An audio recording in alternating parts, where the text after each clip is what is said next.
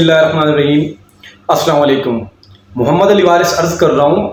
DHA Multan में अगर आप देखें तो फ़िलहाल बहुत सारे टैक्सेस या ओवरऑल सूरत हाल जो पाकिस्तान की है उसकी वजह से बड़ा स्लम चल रहा है पिछले काफ़ी टाइम से। काफ़ी सारे रेट मार्केट के अंदर अगर हम देखें तो बड़े गिर गए हैं। तो अभी पाकिस्तान के अंदर अगर हम देखें कि प्रॉपर्टी को सेल करना वैसे भी कोई आसान काम नहीं था पहले भी, तो अब मज़ीद मुश्किल हो गया है। क्योंकि अगर हम देखें तो जहाँ पे पहले सेलर और बायर दोनों अपनी एक अलग नौइयत के टैक्सेस अदा कर रहे थे, जिसको हम 236C और 236K के नाम से जानते थे।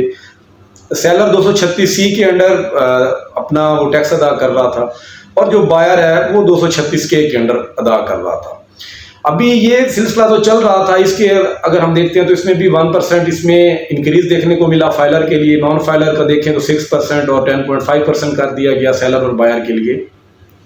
तो अभी मजीद एक नई शिक का अगर हम देखें तो वो 7E का इतलाक किए जाने के हवाले से बड़ी वो आप लोगों ने चीज़ें सुनी होंगी कि जी आपने 7E के अंडर अपना सेक्शन के अंदर आपने अपना वो टैक्स अदा करना है कि ये फाइनेंस एक्ट 2022 के अंडर इसको लेके आया गया कि ये 2021 से इम्प्लीमेंट होना था, कि मतलब ये बैक का जो ड्यूरेशन था उसके अंदर इसको उस ड्यूरेशन के अंदर से इस पे इतलाक होना था। लेकिन इसमें अगर हम देखें तो फिर बाद में चैलेंजेस भी आए, इस हवाले से लोगों ने वो कोर्ट में रिट वगैरह भी दर्ज की, तो मामला चलता रहा, स्टे पे भी चीज़ें चली गई।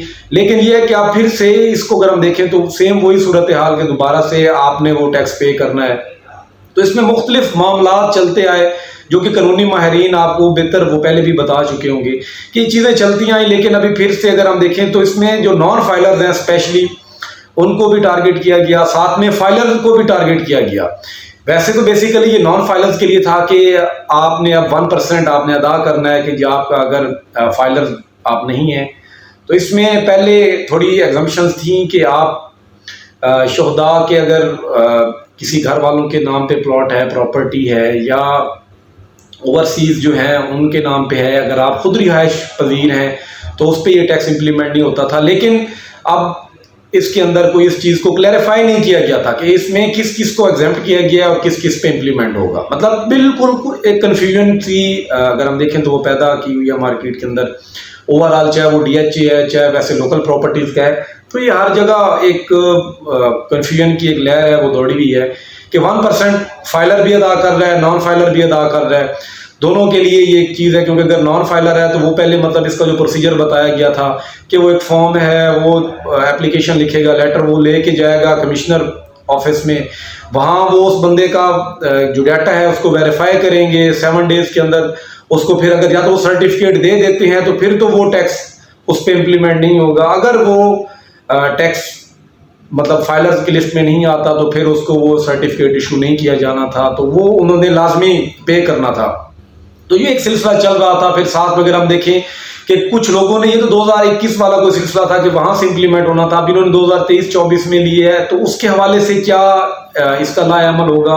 तो मतलब कोई चीज़ वाज़ेह नहीं की गई थी, एक बिल्कुल वो पेचीदा सी सूरत हाल पैदा हुई हुई थी कि कौन इसमें वो एवेल्युएट करेगा, क्योंकि इसमें 25 मिलियन का भी एक जिक्र है कि आपकी 25 मिलियन की प्रॉपर्टी, तो इसमें इस चीज़ को वैल्यूएशन कौन करेगा, जो उनको बताया जाएगा। तो ये मतलब पेचीदा सा था, इसमें सर्टिफिकेट मिलने के चांसेस तो ना होने के बराबर थे। लेकिन अगर हम पिछले 4-5 दिनों से देखें तो DHA मुल्तान की जो भी ट्रांजैक्शन हो रही है वो साथ में अपना 1% टैक्स इजाफी अदा करके ही वो ट्रांसफ़र की तरफ जा रहे हैं, क्योंकि इसके बगैर DHA के जो स्टाफ है वो आपका ट्रांसफ़र सेट को एक्सेप्ट ही नहीं कर रहे थे, वो आपके उस ट्रांसफ़र सेट को रिजेक्ट कर रहे थे।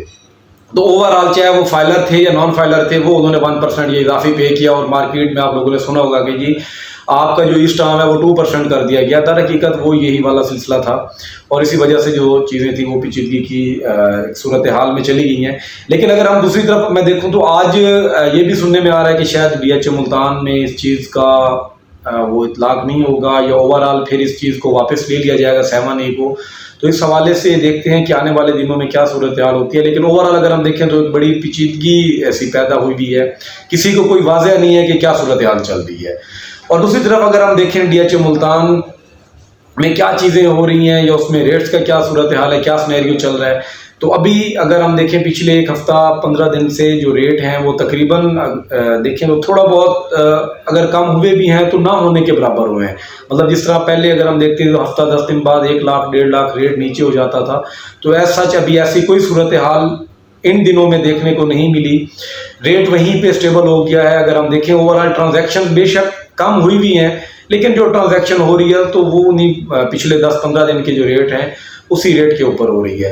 तो आगे आप देखते हैं कि थर्ड बैलेट का सीन आया। थर्ड बैलेट के हवाले से एक तरफ ये देखने में आता है कि हो सकता है कि मार्केट की सूरत हाल को ओवरऑल देखते हुए कि डीएचए की जो मैनेजमेंट है इसको डिले कर दे, लेकिन लग यही रहा है कि इसमें प्रोजेक्ट डायरेक्टर शुएब अनवर कियानी साहब इस दफ़ा थर्ड बैलेट को डिले नहीं करेंगे। लेकिन इसमें थर्ड बैलेट के अंदर और थर्ड बैलेट के प्लॉट्स पे क्या चीज़ें नई आने वाली हैं उनको सितंबर में हमें अंदाज़ा होगा कि कौन सी सूरत हाल। अगर ओवरऑल हम सेक्टर्स की बात करें तो एक दफ़ा एंड पे वो भी मैं आपको रिपीट कर देता हूँ कि रिंग रोड के बाहर के जितने भी सेक्टर्स हैं जिनमें पोजेशन नहीं है, उन सेक्टर्स के अंदर आपका ये थर्ड बैलेट का प्लॉट आपको अलॉट किया जाएगा। 5 मरला की स्पेशल फाइल्स आपके सामने हैं, वो 5 मरला की कुछ फाइल्स आपकी सेक्टर ई के अंदर ही निकलेंगी। तो ये ओवरऑल जो भी अगर हम देखें तो बड़ा स्पीड से चीज़ें चल रही हैं।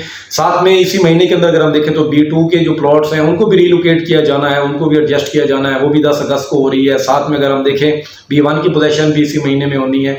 तो अगर हम देखें ओवरऑल ये 1 से 2 महीने जो अगले हैं तो DHA की जो मैनेजमेंट है ओवरऑल मतलब इसमें बड़ी चीज़ें वो आ रही हैं, बड़ी चीज़ें इंट्रोड्यूस हो रही हैं, नई चीज़ें आ रही हैं और कुछ जो पुरानी चीज़ें थी, जो कमिटमेंट्स थी वो पूरी होनी है।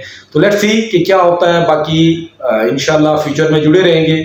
आप लोगों ने अगर चैनल सब्सक्राइब नहीं किया हुआ तो कर लेना चाहिए अगर आप अप टू डेट रहना चाहते हैं। इंशाल्लाह नेक्स्ट व्लॉग में मिलते हैं, तब तक के लिए इजाज़त दीजिए। अल्लाह हाफिज़।